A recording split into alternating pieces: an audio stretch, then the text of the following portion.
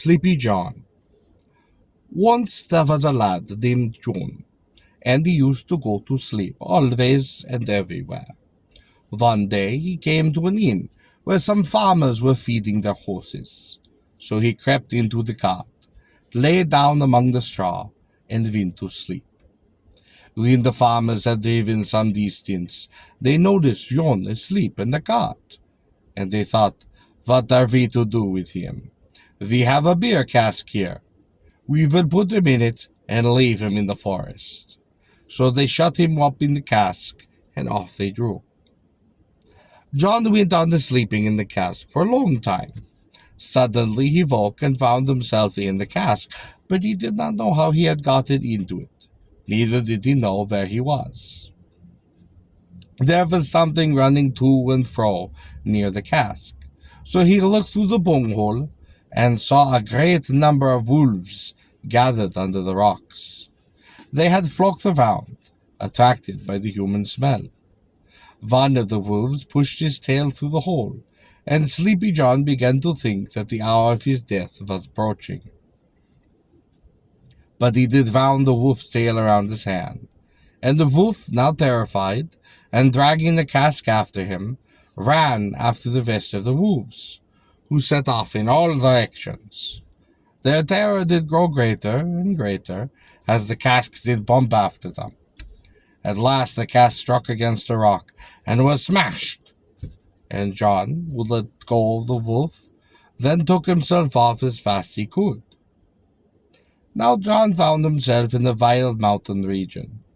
He began walking, and among the mountains he met a hermit. The hermit did say to him, "You may stay here with me. I shall die in 3 days. Bury me then, and I will pay you well for it."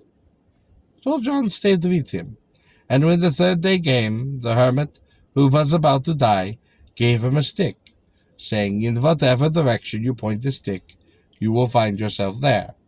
Then he gave him a knapsack, saying, "Anything you want to find in this knapsack, you will find." Then he gave him a cap, saying, "As soon as you put this cap upon you, nobody will be able to see you." Then the hermit did pass away, and John did bury him.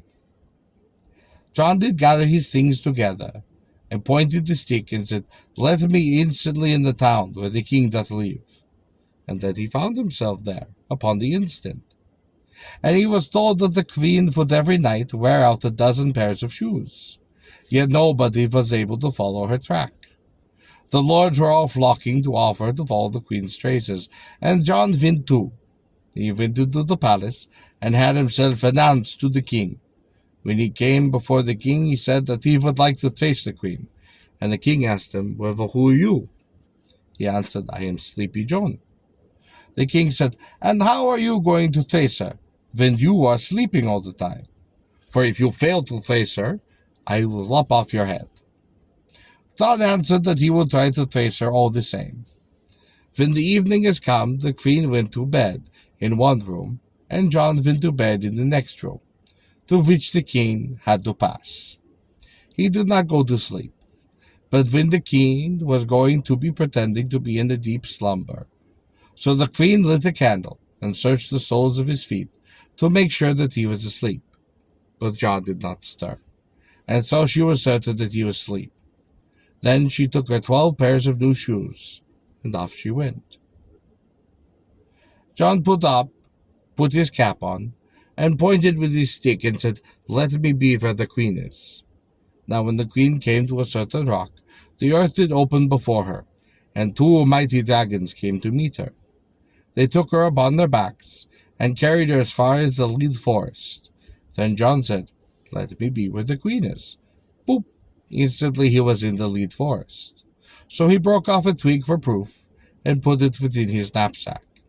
But when he broke off the twig, it gave out a shrill sound, as if the bells were ringing. The queen became frightened, but she rode on again. John then pointed with his stick and said, "Let me be where the queen is." Boop! And instantly he was in the tin forest. He broke off a twig again and put it in his knapsack, and it rang again. The queen did turn pale, but she continued to ride. John pointed with his stick and said, "Let me be where the queen is." And boop! Instantly, he was in the silver forest. He broke off a twig again and put it in his knapsack, but as he broke it, it gave out a ringing sound, and the queen she did faint from fear. The dragons did hasten on again, till they came to a green meadow. A crowd of devils came to meet them here, and they did revive the queen. Then they had a feast. Sleepy John was there too. The cook was not at home that day, so John sat down in the place, and as he had his cap on, nobody could see him. They put aside the part of the food for the cook, but John did eat it all. They were all surprised to see that all the food that they had put aside had disappeared. They couldn't make out what was happening, but they didn't care very much. And when the banquet was at an end, the devils began to dance with the queen, and they kept on dancing until the queen had worn out all of her shoes. And when her shoes were worn out, those two dragons took her on their backs again, and brought her back to the place where the earth had opened before her. John then said, "Let me be where the queen is." Boop! And by this time she was walking on earth again, and he did follow her. When they came near the palace, he went ahead of the queen, and went to bed. And, as the queen was going in, she did see him sleeping, and so she went to her room, and lay down, and did go to sleep. In the morning the lords did gather together, and the king asked whether any of them had tracked the queen, but none of them could say yes. So he summoned Sleepy John before him, and John said, "Oh, gracious Lord King, I did indeed track her, and I know where she used up those 12 pairs of shoes upon the green meadows in hell."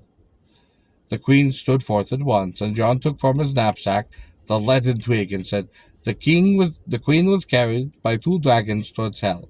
She came to the leaden forest. There I broke off this twig, and the queen was frightened. The king said, "That's no good. You might have made the twig yourself." So John did produce the tin twig from his knapsack and said, "After that the queen drove through the tin forest, and there I broke off this twig. At that time the queen grew pale."